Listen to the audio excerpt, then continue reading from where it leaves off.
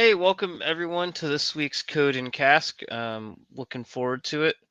I'm gonna go ahead and apologize up front. I might have to mute my mic a couple of times because I'm getting over a cold and I have a little bit of a cough, so I apologize for that. And if at any point I'm not quick enough to get to the mic on time, I hopefully won't have that happen. But this week I thought we would do something a little different and go over some of the OSINT stuff and how we collect that when we're getting ready for an operation, or how like Anthony and I decide to build out a new tool based on what we've seen going on, or just any of that kind of stuff. Um, First, I thought it would be fun to start off with a little bit of a AI test and just see what ChatGPT tells us when we ask it like for some current information. See how. So let's see what the most recent update was, because it did. I asked it something earlier, and it was very off on the information it had. So let's see.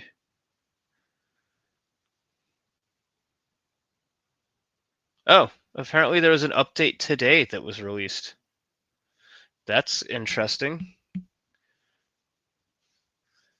Um, when was your most?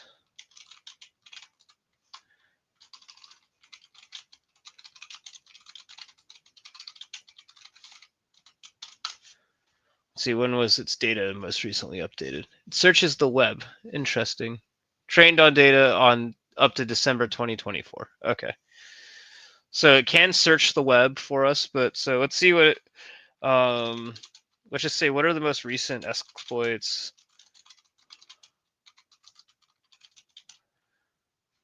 with a GitHub POC? Because one of the things that we're going to talk about, I'm going to ask, what are the most recent exploits with a GitHub POC?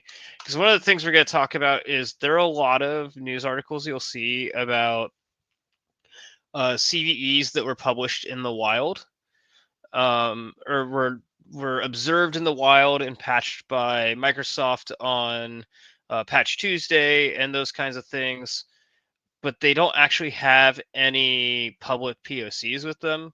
Now, depending on the complexity of the issue, um, we may be able to make our own POC. But for a lot of times, for like a pen test and not just for research purposes, if there's not a published, at least some form of a POC existing, it's probably going to take us too long to weaponize it. Because if it was super easy, there would be published POCs, most likely, unless it came out like that day.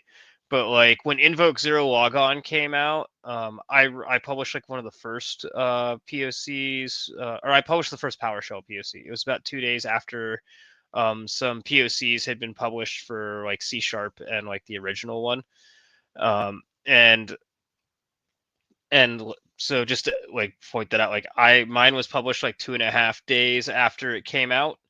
It was recent enough to get, like, I was quick enough that like the project got mentioned in some of the news articles that were written about it, but I still wasn't the first one to market for Invoke Zero Logon because it was a very easy POC to write, it turned out. um, so if it's something that simple and a serious POC or a serious CVE, you'll probably find stuff, unless it's like came out that day. So trying to look for POCs with exploits, or exploits with POCs, is kind of one of the top things for like viability for us to use in a pen test. So let's see if these hallucinate it. I gotta imagine that there's something more, that there was more than one released last year. So let's just see what it gave us. Okay, so this actually did link to a real POC from 4 months ago. So this very well might be the most recent CVE.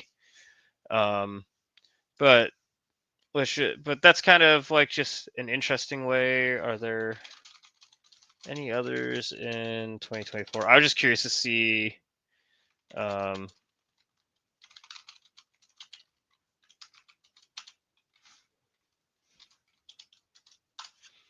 see what it came up with, because last time I tried this, it did not give us a lot of information. Oh, here we go. That gave us a much better Chromium exploit escape. Let's see how old this one is. 5 months ago, so probably been patched everywhere, but very cool.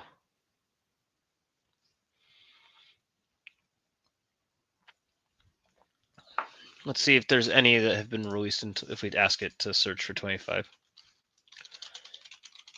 I will say if this is an update that was released today, already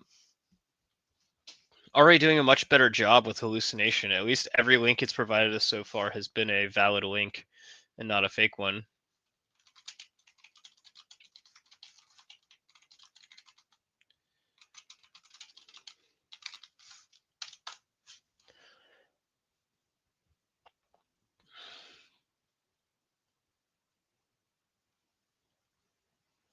Oh, I did know this, that some of the Vante X POCs have been published. I forgot about that one.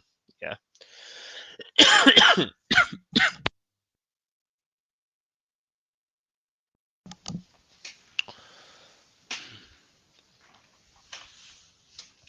So, we can find some cool POCs, and this is mark the web bypass. I thought 7-zipped had fixed that. When did this get released? Last month.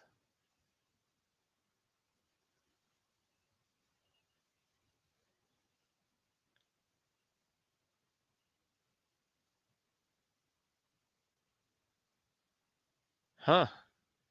I hadn't heard about this one.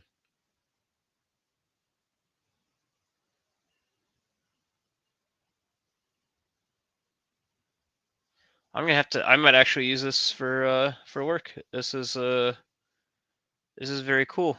I didn't know that.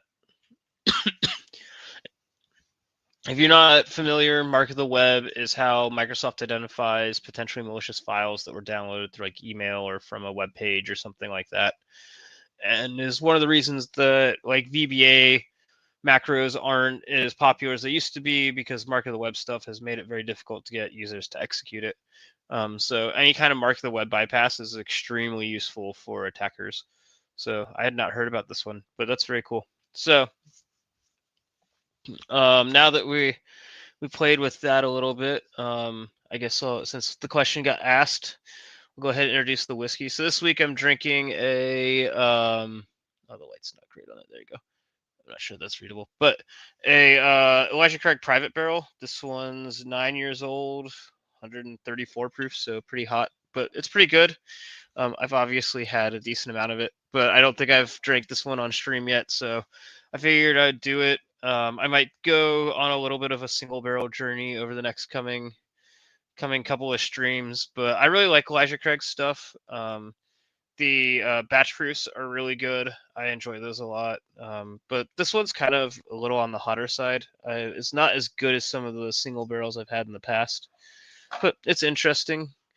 Anyone else out there drinking anything interesting? I'm also drinking some canned water, some water for my throat.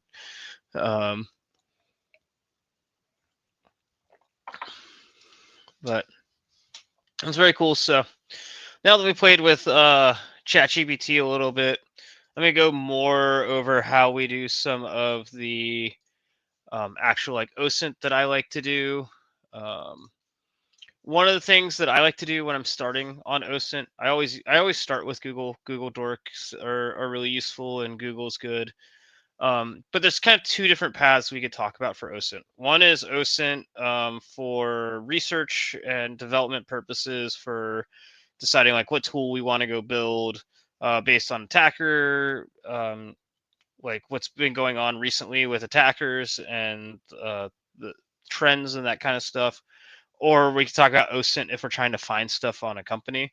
I'm going to focus a little more on the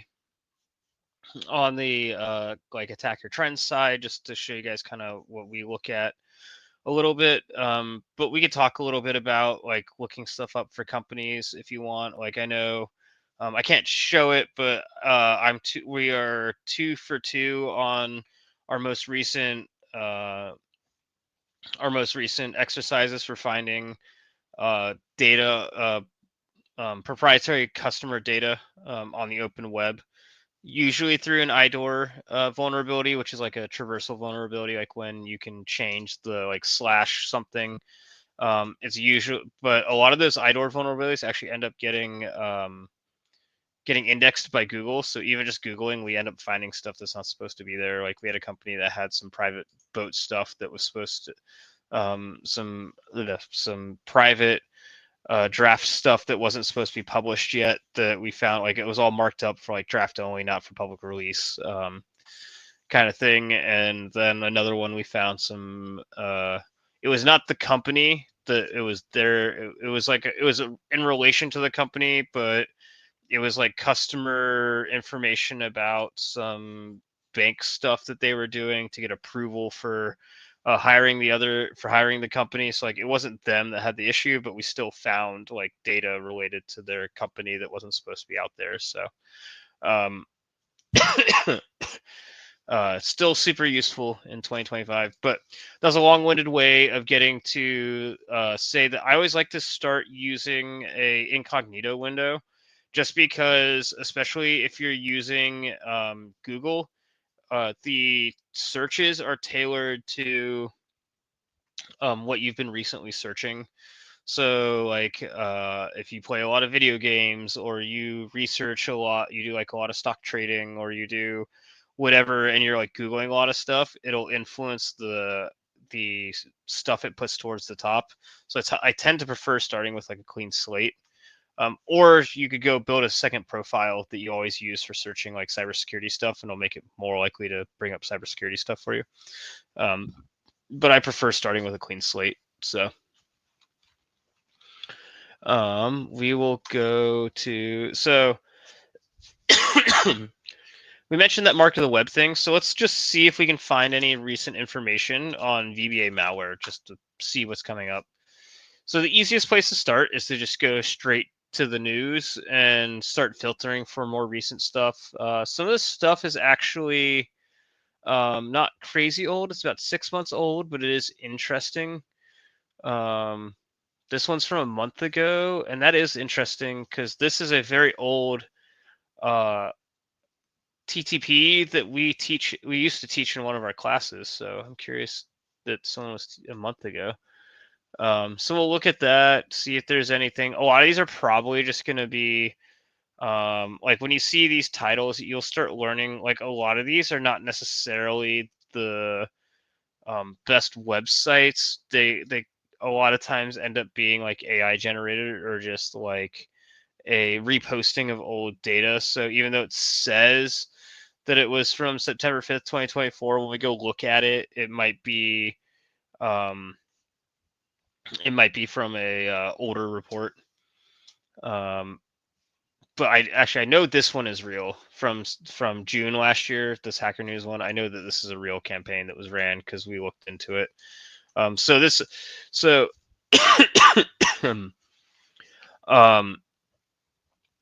this one, like, we'll look stuff up a little more about it. But this one I know was real. The Russians are using VBA macros against Ukraine, likely because Ukraine has older software that may not have all the protections in place, and/or they've disabled them for various reasons. So let's see, was this actually published? Yeah. Let's see what they're saying here. Remote template injection.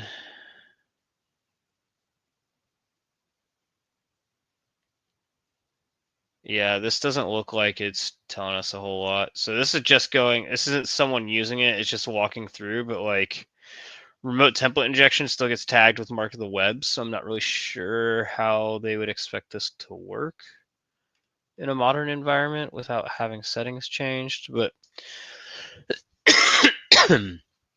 if you want to know how template injection works, it is just cool from a learning standpoint.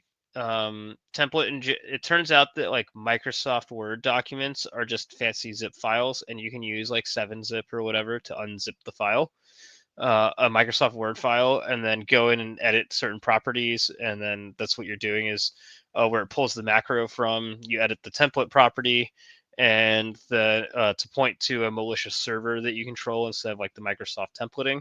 And then even though it's not a document with macros attached, when someone opens it because the template points somewhere, you can have the template contain a macro and it pulls it all down post like spam filter and registers the macro, and then you're off to the races if macros execute, which don't really.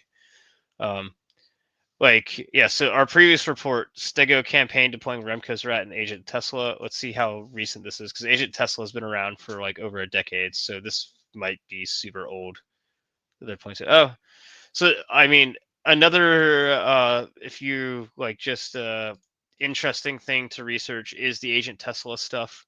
I'm not gonna go too deep down this rabbit hole because they say this was published in March last year. But Agent Tesla is still running around in the wild, and it was originally published, like I said, over a decade ago, and was used against the U.S. DoD, Department of Defense, and so it's a very infamous piece of malware that's even 10 years later still being used. So kind of interesting. But let's go back to our stuff here. So we can scroll through and see that like we start getting some old, after the first one or two, we're starting to get kind of some stuff that we don't necessarily care, like too old for us to care about from an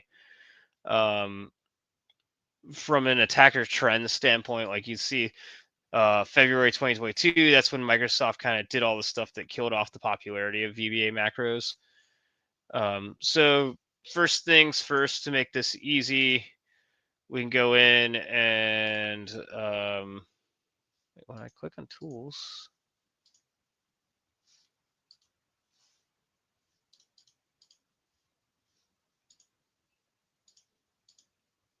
here we go.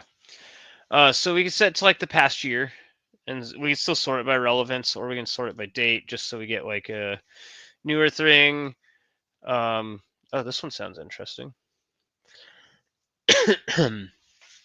Yeah, so Ghostwriter, and you can see most of the stuff I've seen in the last year or so for anything that has actually used VBA has been almost exclusively used targeting Eastern Europe, specifically Ukrainian government. So that's been kind of an interesting trend. But as you can see, this is kind of what we'd expect. Not a whole lot going on using VBAs directly. So if we want to keep going down the VBAs are kind of dead. Macros are kind of dead at this point. Outside of that, PowerShell we'll get back to in a second. There's been a bunch of PowerShell stuff that's come out in the last few months, so we'll go look at that. But not a lot of news articles. So we could try refining some of this instead of searching just VBA malware. We could look up like maldocs. Nothing came up.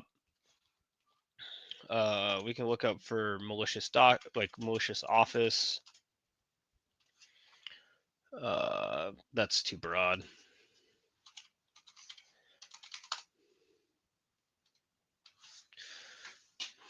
Oh man, we were trying to do this last week, everyone. We were looking around at this, and apparently we were on the right track. And we didn't. I wasn't successful in the hour that we were looking at it, but let's see. Under normal circumstances, the software blocks paths pointing to executable files when passed to Windows Shell Execute API.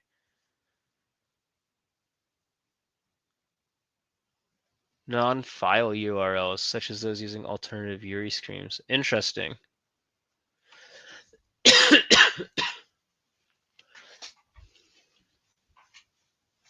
Even without macros enabled, yeah, they bypassed it. Oh, that's cool. I knew there was probably something that was available in there. I mean, we were looking at trying to abuse some of the co-authoring stuff that was going on, but kind of cool that we were looking at this last week and someone like a couple days later, someone published an issue. So if anyone wants this.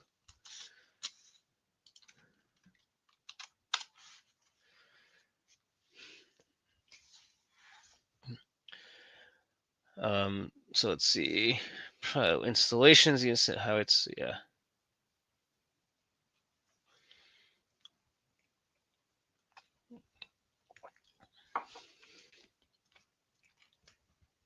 Not a whole lot on it.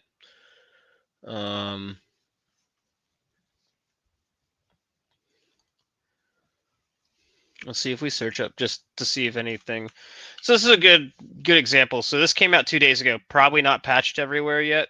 LibreOffice has gotten more popular in recent years, so may be relevant. More importantly, you can create like a mobile version of LibreOffice and like drop it on a target computer and then potentially use this just to create some obscure stuff. But so we found something interesting that we might want to go look at for use.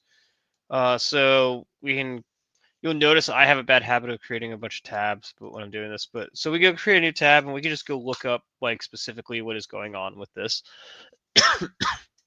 and see if we find anything in here. So far, not a lot. These are all just vulnerability scanners. Oh, but here's a doc. Yeah, it's just a. Let's see, what's the LibreOffice thing? What we hope for is someone's published a research document in association, but yeah, it doesn't look like it's been. So this isn't what I was talking about of like CVEs will get published that could be really useful and someone was using, but there's been no POC published yet. From what I've seen, this might not be that hard to reverse engineer based on the description, but I'd have to go dig into what the actual vulnerability is. But not kind of nothing out there yet. We can check in the news to go check news to see if we find anything. But this isn't going to tell us a whole lot.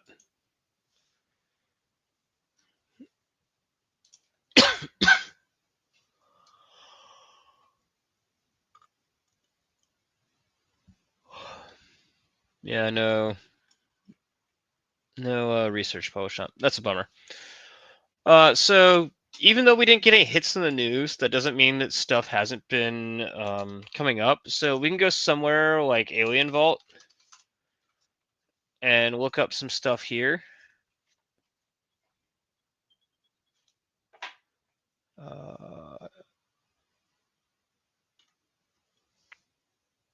Search. So we would search for like VBA just in their findings in the pulses to see what we get. So seeing like a lot of phishing and scamming domains. So this one's interesting because they're tracking a C2. We can try and go see why it came up with VBA. Types of indicators, IP addresses.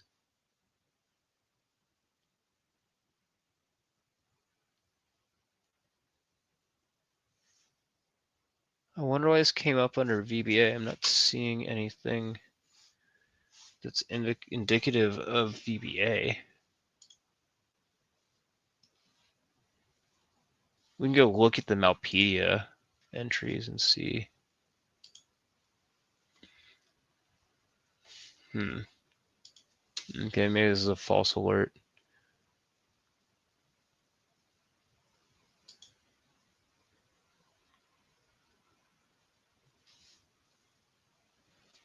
So these are indicators for various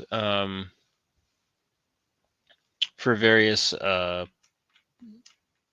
of like ransomware and rats and stuff. So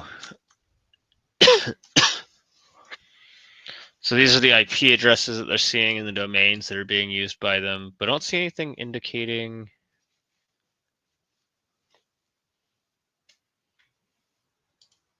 VBA.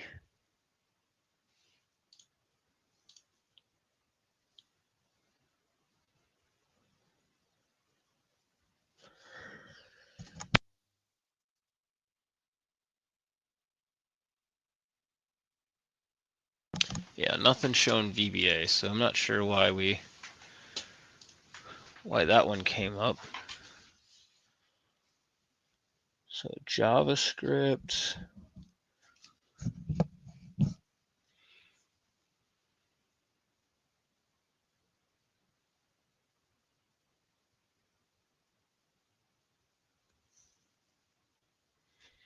Yeah, doesn't look like. Yeah, so this is related to that article that we saw.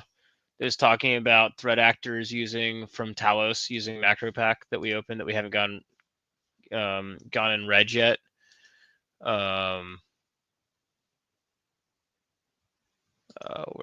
Where did I open that one? Oh, this one. So this is related to that pulse that we opened. I got too much stuff open. I apologize, everyone. Yeah, so this is the original research that other article links back to of Cisco Talos finding Office documents to virus total by various actors between May and July were all generated by a version of a payload generator framework called MacroPack. Um, so you can see Talos does really good stuff for reporting on this. It's got a bunch of obfuscation in it.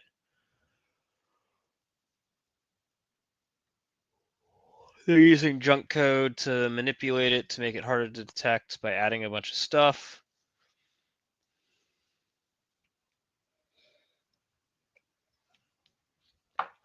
So it's all just junk code that they're throwing in. Yeah. Or the level of suspicion of the code generated by MacroPack, some anti-malware, and is maybe able to detect code as suspicious if the entropy of the code is high to indicate pseudo-random named variables.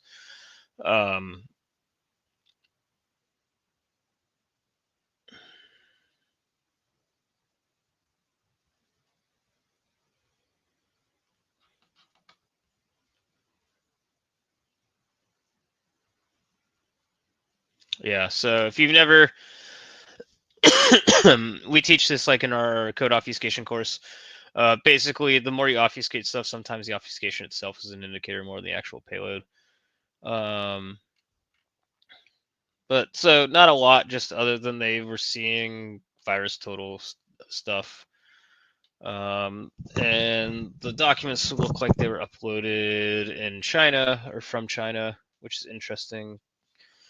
But let's go back and just look at, before we switch over to something that we're going to find more info on, because like I said, I didn't expect to find a whole lot here. But Ghost Writer, let's take a look at this. Government and military entities in Ukraine and opposition groups in Belarus. So this is, like I said, this matches what I've seen over the last year of pretty much the only use of VBA targeted documents has been in Ukraine. For whatever reason, I don't know if Ukraine is especially vulnerable to that or what's going on, but it's the only open source reporting that I've seen on this stuff recently. And let's see, stage 2 .NET DLL. Yeah, so they're just running some random DLL.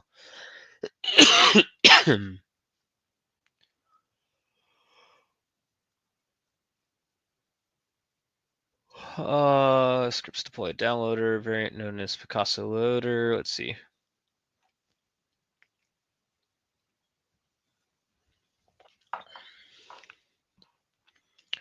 So there might be something, this might be what's going on. There might be something where like Ukraine has, so Mark of the Web stuff is the reason that VBA fell out of favor for initial compromise.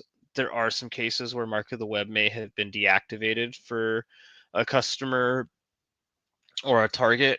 Like if they're using OneDrive, stuff coming from OneDrive may have a whitelist against it. Like so, like OneDrive, like star.onedrive.com might have been whitelisted. Same with Google Drive. So it might be that Ukraine is using Google Drive for storing documents, and um, as whitelisted, so they can go there. And one of the interesting things about Microsoft making it much more difficult to run VBAs is a thing I refer to as like signature rotation or that kind of stuff. But basically, because no one's using VBAs anymore because it's became so hard, a lot of the signatures that were used by AVs and EDRs to detect VBA when it was super prevalent have dropped off. So it may be that because Google Drive is being whitelisted on Ukrainian systems, combined with the fact that Microsoft is no longer maintaining robust detections for VBA because it's so uncommon, that it's created a blind spot for the security software that Ukrainians are using. And as a result, makes it easy for them to run VBA macros if they can get to the right Google Drive location. And so that might be why you're like, they specifically keep targeting it there, because it's like using VBA into a reg server 32.exe DLL is like just bread and butter. Like this is what you would have seen 5 years ago for standard TTPs of like a lot of red teams. Confuser EX with macro pack in an Excel document to download a stager. Super basic, but because those things fall out of favor, like I said, through signature rotation, then it becomes easier to deploy stuff. So it's definitely interesting.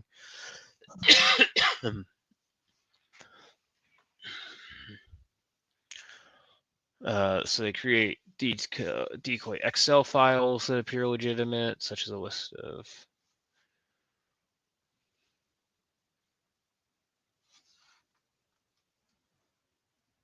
Yeah.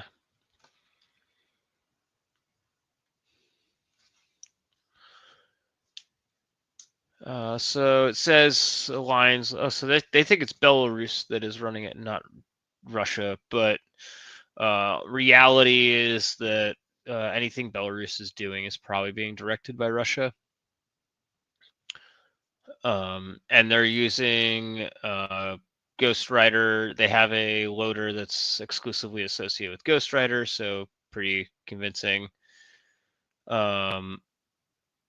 Oh, but it does align with the presidential election in January of 2025, so that makes sense.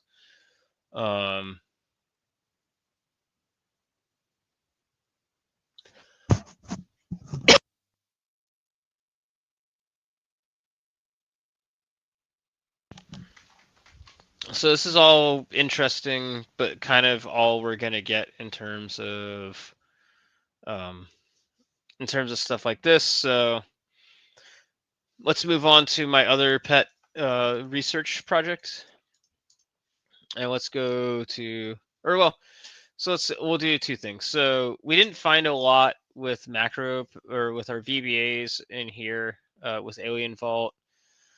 So we didn't talk about some of the other stuff to go look at. So like we can go to malware families, and some of this will help find things. So like here's like an alert for like macro VBA warnings. Oh, really? Okay, never mind.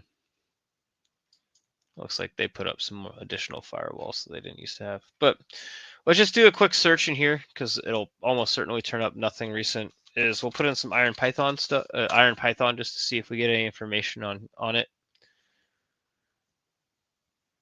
But Alien Vault's really useful for just finding some kind of out of the way indicators and stuff. Yeah, so this is all stuff from 4 years ago, and kind of what I expected if you just throw in Iron Python, but nothing there. One last kind of Hail Mary that we can try, because it's going to make me log in. Hold on. Yeah, hold on, let me not use incognito for this. Let me just grab a Twitter tab.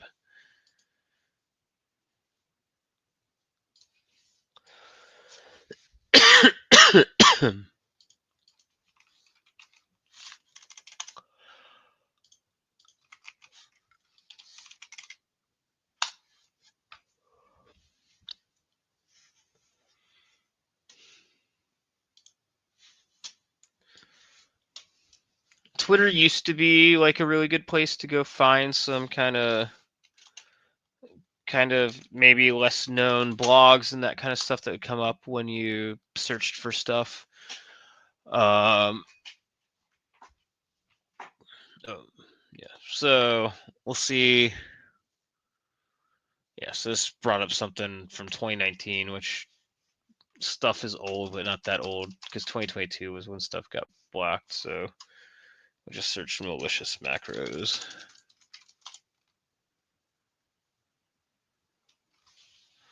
Well, let's see. What is this thread on?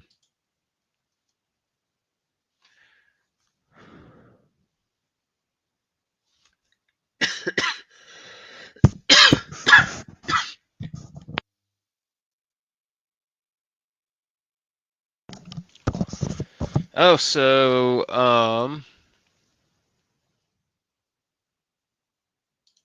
let's see. So there might be an interesting thing in here. So Bybit, if you're not familiar, is like a crypto storage company that just got hacked for like $1.5 billion or something crazy like that by the North Koreans. So this has been all over the news, but I hadn't seen anything about malicious macros.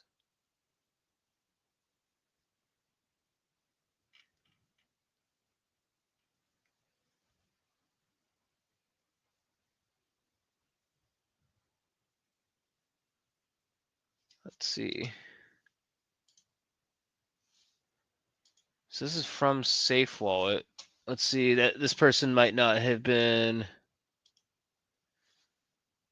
or the rule. To get around this. No, this might not be real.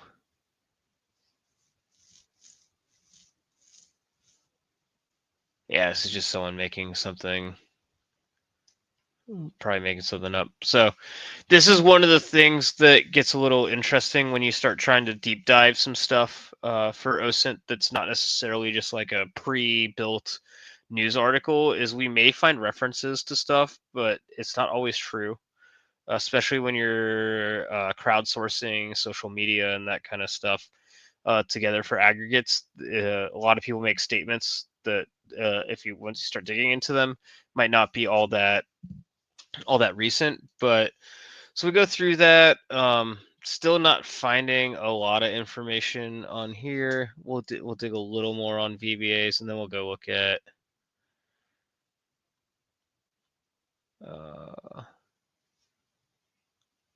So this is the same related to that Ghostwriter campaign that we just looked at.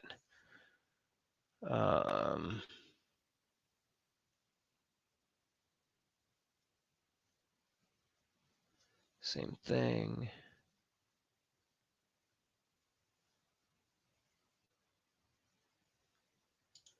Let's see if we can get a translation on this.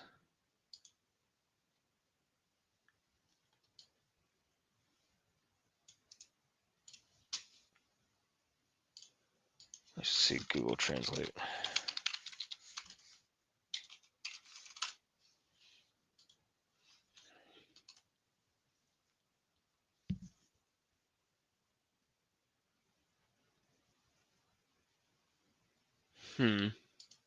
So this looks like probably a bot.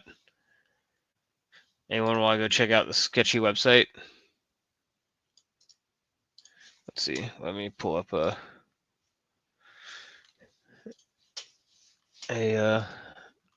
VM that I have for this to go see. But so this is kind of the process of our OSINT stuff. Is this is another good point. Sometimes some of the trend stuff, especially if it hasn't gotten picked up widely in a news cycle yet, might be in other languages because there might be something that another group is doing. Now, sometimes that's hard to find or find legitimate translations of it. But like for a long time, like when people were still kind of on the whole PowerShell is dead train, we would still see stuff in Russian language, in Chinese language forms that were happening a lot, where people report stuff they were using, and so it's still worth checking. And usually there's some keywords like VBA or PowerShell that they leave in English that you can kind of go look for. Let's go check out what this. Oh, is it not going to let me cut and paste it? Let's go check out what this sketchy website looks like. Ah, come on. Guess I'll just have to type it. Umbrella.cisco.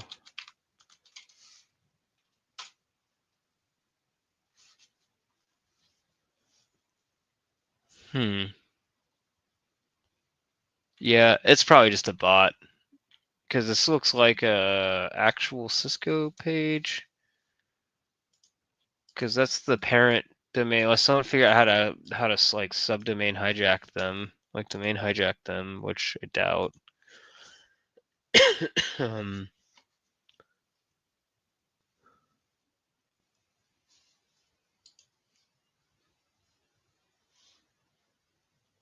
Weird. Okay. Well, we'll ignore this one for now.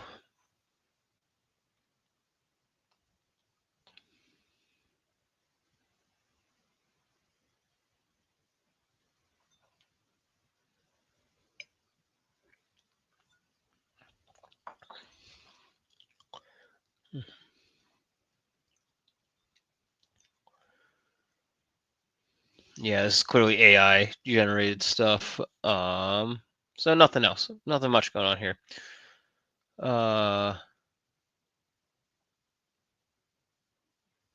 Yeah, here. Okay, so here's one that we haven't found yet. That looks like legitimate and matches what we were looking at. So this is a good one that we found here. So this is Russian intelligence on directorate suspected of hack on Kazakhstan using legitimate government documents, booby trapped with malicious macros. So this is, if we'll go read the article, but if this is working how I suspect it is, they probably compromised an internal account, and then we're spreading documents throughout the internal organization that had malicious macros in them, and that is like the one place that macros still really shine, is because a lot of times the internal delivery of the documents is still valid, or designated like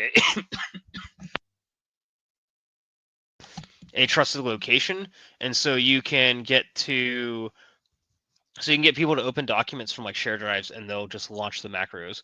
I know I've been to Fortune 500 companies that had documents from like their finance department that literally the first page of the Excel document was instructions on how to disable macros security and turn it off for like internal stuff. And so if you can get a compromised account, you can 100% send macros around internal, and they will likely work. Not always, but likely. So let's see what this thing says. If we get any more information.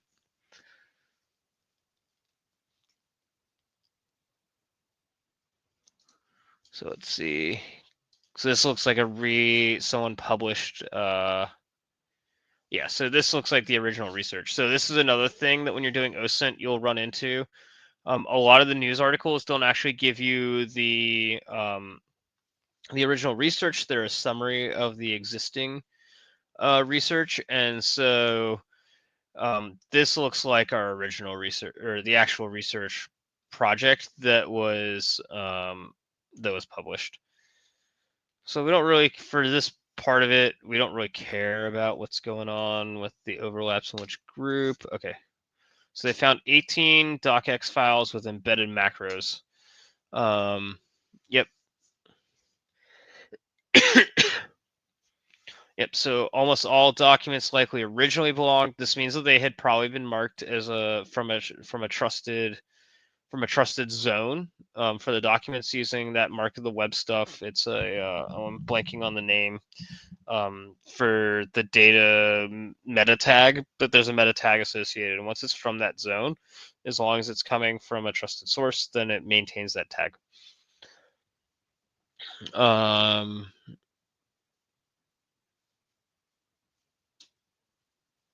21 to October 2024, based on internal data and metadata. Our 2 diplomatic letters.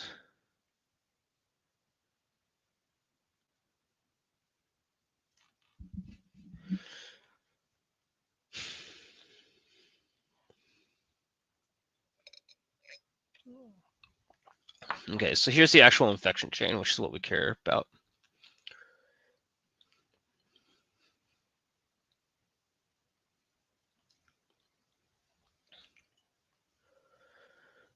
So 2023 Bitdefender highlighted the information. Here, let me drop the link for everyone, if anyone wants to read it.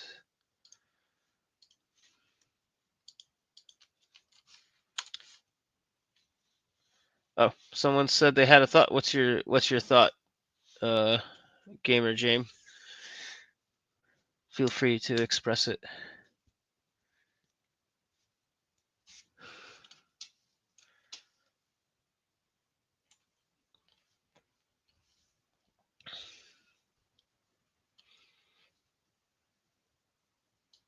Oh, this is actually really interesting. So this is interesting for me from a standpoint. So I actually published doing something similar about 3 years ago of using a malicious document to create a second malicious document because of the way trusted extension those trust zones work. When you create the second document, it actually allows you to execute stuff more freely. Embedding a VBS backdoor named hat vibe. Yeah. That's very cool.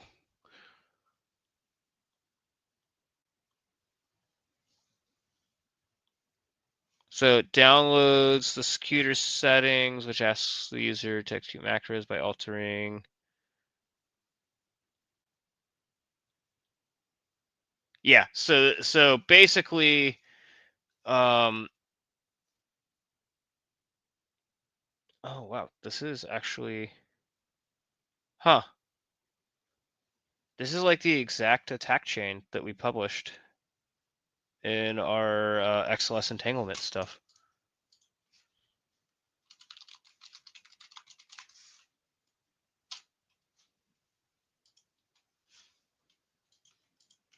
This is interesting. Oh, my thoughts are it can be useful, but yeah, this is very, very similar to the. I will open this document. So we published this 4 years ago, and this is very similar to the attack chain that we published. So this is the attack chain. I went over it last week or a little bit when we were talking about stuff. But the whole goal was to get that, but to create the chain.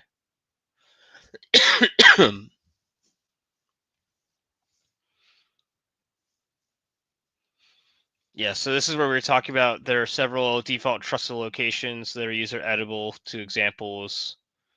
Are like the Microsoft Excel XLS start and Excel templates. So you'd launch that document and then create a new process. So let's go look at that. So they're modifying the VBOM and then app data, yeah, local temp, similar type of idea.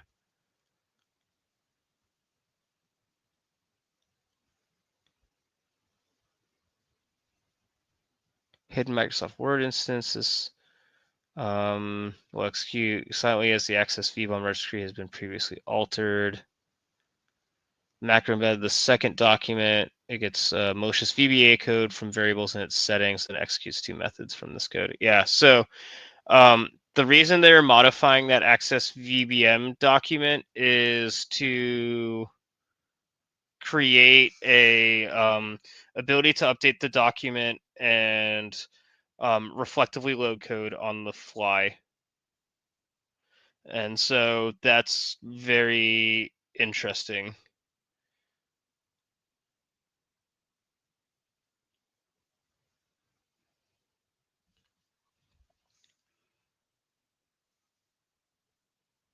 Yeah, this is very cool.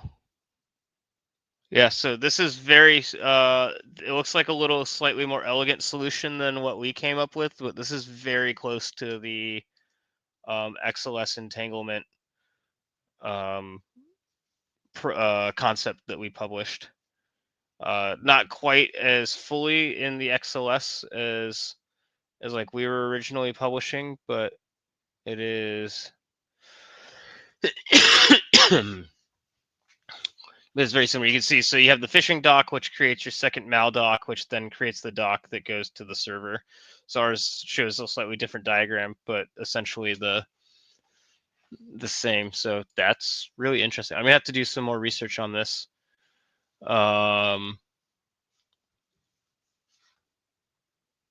Contains the VBS backdoor named. So let's keep going.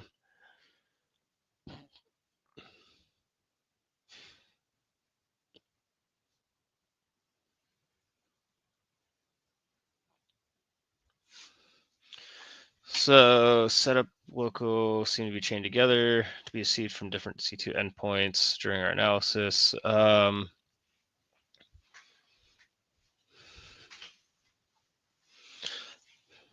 Yeah,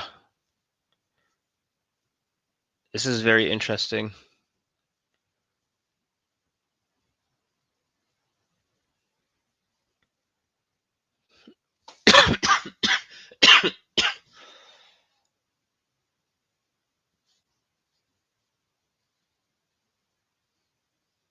Huh. So let's go look up double tap.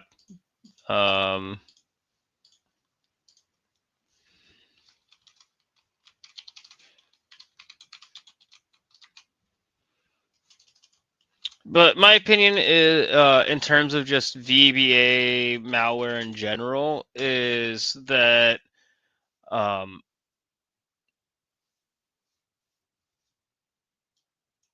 is this the same thing, or is this, because this is like 10 years old? Or is this just the case of different research groups using the same name for stuff? Let's see. Do they have a infection chain?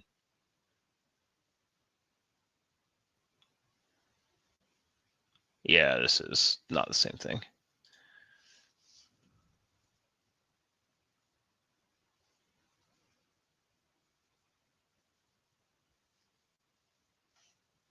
So here's the blog. Where's their previously reported?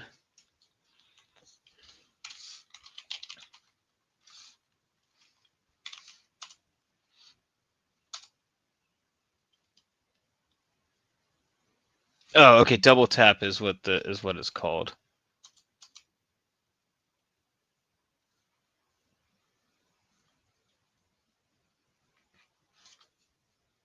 I thought, but it said previously reported. I'm confused.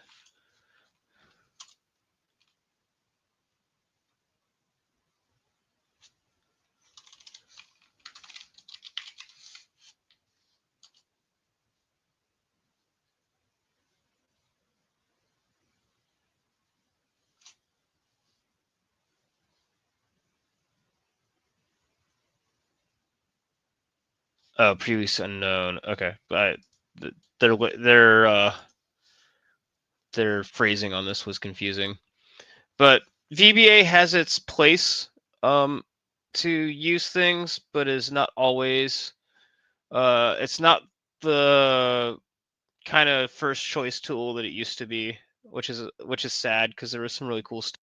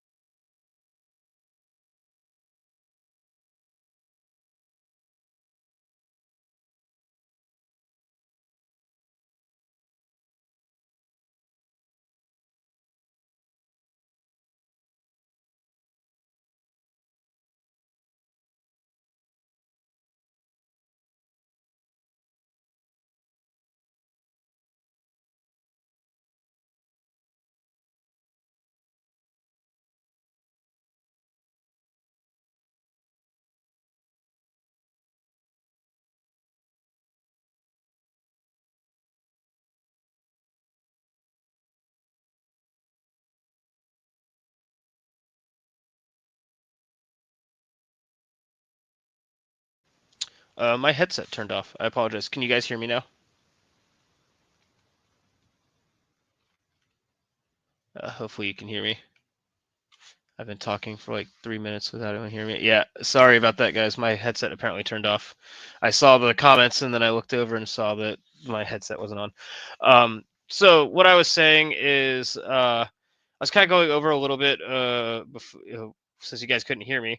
I was monologuing to myself a little bit about like the process that we were reviewing um, of how like OSINT is a little bit of diving down rabbit holes and is kind of a little bit of an art. Like once there's a topic that you know a lot about, it becomes easier to filter through all the information.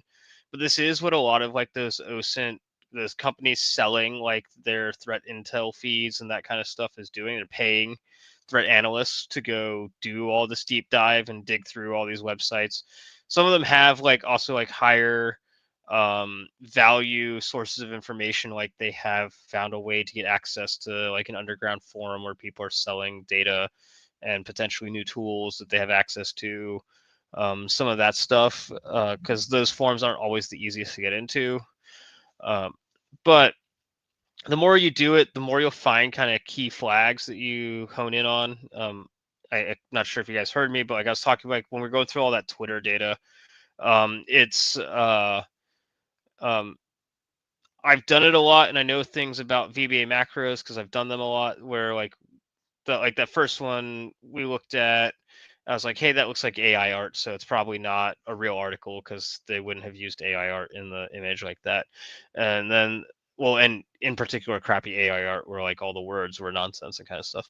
Then we looked at like that comment stream where it was just a guy speculating. We kind of quickly threw that out, and then I immediately jumped on this link because it said the Russian government was using something, and I know that Russia is pretty much the only one that's been using VBAs for the last year and a half, and so that was a flag to me that like this line of like links and data was probably going to be fruitful for us in terms of finding new information on what's been happening with VBA. Um, and I know VBA is not necessarily the most relevant anymore. Not sure if I cut out before it, but I it's still really useful in financial institutions. If you're doing a pen test against a financial company, they almost certainly have VBA protections turned off because they use so many of them that like a lot of them they just tell their people to turn it off. Um, so you could probably have success there. I mentioned that we basically always do assumed compromise now, just because it's uh, attackers will find a way to do the initial compromise. And usually once they have a good way, it works pretty steadily for like a couple of months at a time, and then they'll just move on to the next one. But for us, as like a red team or a small pen tester, like maintaining that piece is a lot of effort for very little value for the company, because there's so much evidence that like someone will click on a bad link or a bad document or whatever the new thing is, flavor of the month eventually. So just doing assumed compromise works a little better. um, but hopefully this was useful. We didn't get to some of the Google dorks that I wanted to get to, but I'll cover those a little bit at the beginning of next week.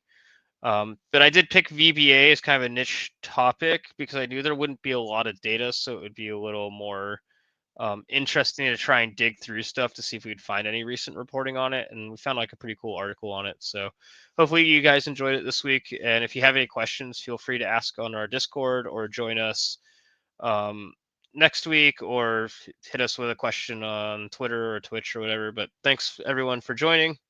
And I hope you have a good week, and we'll see you next week.